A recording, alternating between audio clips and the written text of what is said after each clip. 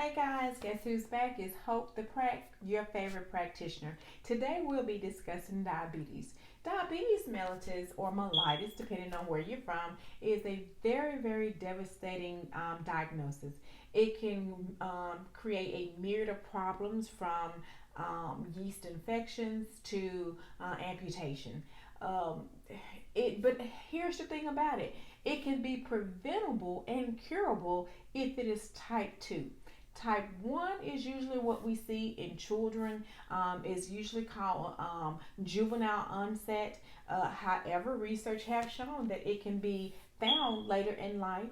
But type 2 is the preventable type of diabetes and is also the curable type. The reason why it's preventable is because you don't have to get it. Diabetes type 2 is usually brought on by one, overeating, two, let me do two like this. Two, not exercising. Three, when you tend to get the big belly fat. If men, women, doesn't matter. If you tend to gain weight and it settles in your midsection, ding, ding, ding, ding, ding. Remember, I'm telling you, that is number one way that you know that you are predisposed to becoming a diabetic. You do not want your weight to distribute there. It's better to have one of those big rear ends, so to speak, than it is to have weight in your midsection, because that lets us know that your pancreas is not operating as it should. It's either one, not able to use the insulin that you're making, or two, is not producing enough insulin. Either way it go, that means that you're more susceptible to becoming a type 2 diabetic. All right, so here's the thing about it. Again, you do not have to become a type 2 diabetic. And also, you can cure it. How do you cure diabetes? Lose weight, eat better, watch what you put in your mouth. Carbs are not your friend, people. Let me tell you, they are not your friend. They taste good. Oh, there's nothing like a hot buttered roll from your favorite steakhouse or whatever. The rolls when they bring you and they're real hot and they have that honey butter. Oh my goodness, the best. And then, if you're from the South, if you like me, you like some good old pinto beans and cornbread, or some turnip greens and cornbread. Yes, I'm from Mississippi, so I like stuff like that. I like my cornbread, but you know what?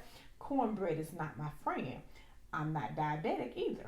So, once again, you have to be mindful. And the things that you never would think would be, a starch that would hurt you, such as like corn. Of course, corn is a vegetable. Corn can't hurt you. Lie. Corn can hurt you because corn breaks down into simple sugar. Excuse me. It breaks down into sugar in the bloodstream, which then elevates your blood sugar. Fruits. Fruits are not your friend when you're diabetic. Of course, you can eat fruit. Fruit is good for you, but moderation is the key. So, how do you know if you are a diabetic? If you've never had diabetes before, what would you look for to let you know that you're a diabetic? Well, let's talk about that. One thing may be you might all of a sudden start drinking tons and tons and tons of water. I mean, like you're always thirsty, so forth. One of my really good friends called me one time and was telling me about he was drinking all of this water. I was like, okay. I said, well, water's good for you. Okay, well then he, went on to tell me some other things, which brings me to number two. He number two reason, or excuse me, number two symptom of diabetes is eating all the time. If you're eating all the time and it seems like you're never getting full, but you're losing weight, that's another thing to let you know you may be diabetic, because your body is not using the food, your cells is eating it. So your body feels hungry because your cells have robbed you of what you eat. And then number three, Polyuria. It means you pee pee a whole lot. It means that you're getting up 3, 4 times a night, running to the bathroom, and you're like, oh, I just drank a lot of water. Yeah, you may have drank a lot of water, but that's not what it is. It's your body's way of trying to dump that sugar. So 3 things: polydipsia, too much drinking, you're drinking a whole lot; polyuria, pee peeing a whole lot; and polyphagia, eating too much. All right, so back to my story. Good friend of mine called and he said, "Hey, I'm not feeling good. I don't know if I got the virus, or I don't know if my blood pressure's up, but I just don't feel good." I said, "So tell me what else is going on with you?" I said, "Have you been coughing, runny nose, sore throat?" He was like, "No, but I just don't feel good." And I asked, I said, "Well, do you feel weak?" He said, "Yeah, I do feel weak." I said, "Okay." I said, "Well, tell me this." I said, "Have you been dropping things? Has it been hard for you to handle things?" He said, "Yeah." He said, "Come to think of it," he said, "I do remember that I dropped a cup." He said, "It just fell, through my hands." I said, "Okay."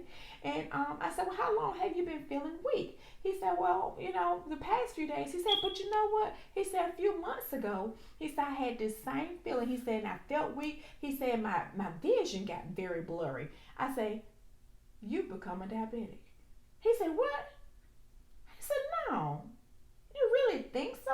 I said, "I do." I said, "I'm willing to bet that you're diabetic." I said, "I tell you what, go to the ER." I said, "And check into the ER." I said, "Once you get there, you call me after they check your blood sugar." Well, when he called me, he was in ICU. His blood sugar was greater than 900. So what I told him over the phone was actually true. He was a diabetic. He had new onset diabetes and didn't realize it. But he fell into that category. He had stopped being active. He had stopped playing tennis. He had stopped, exercising and doing the different things. And you know what? He had put on some belly fat. So, people, if you want to prevent type 2 diabetes, watch your gut, watch what you put in your mouth, and watch how you exercise. Better yet, exercise. So, you heard it from me, your favorite Hope the practitioner. See you later. Peace.